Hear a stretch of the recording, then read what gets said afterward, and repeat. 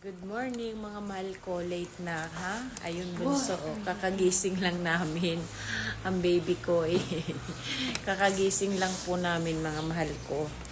At ayun, nandito na po ngayon sa Baguio. Mamaya uwi kami sa bahay nila bunso. Dito ako ngayon sa nandito kami sa bahay ni Balai. Ayan, uuwi kami bukas doon or mamaya sa kabila. Tinanghali ako ng gising, ang sarap ng tulog, malamig kasi ang ginaw dito ngayon mga mahal ko. Ayan, say good morning. Good morning ka mo, see? Look at the camera. Not play the rice, anak. Not play the rice.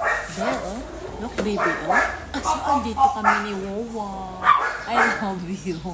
Ang pogi ng baby Oti namin. Anay, Diyos ko. Who's that baby? Pogi baby. Ayan, kain na tayo mga mangko. Ang sarap ng tinapa, Kakamay ako. Ayan, may panghimagas, chicken. Chicken na pinikpikan, kape.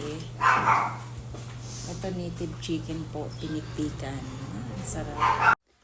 Ayan, mga mahal ko, kakatapos ko lang po maligo. Ayan, at pauwi na kami dun sa bahay nila bunso. Ayan. At ayan, presko na, talagang tinanghali ng gising na pagod. Look at the baby cats here, so cute. Ang laki, ang ganda-ganda. Ang pusa pala ng baby ko nalaglag sa terrace na nawala na siya, na paralyzed. 2 weeks daw po.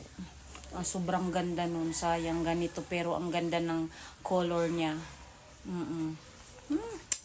I love you mga mahal ko. See you doon ako sa kabila.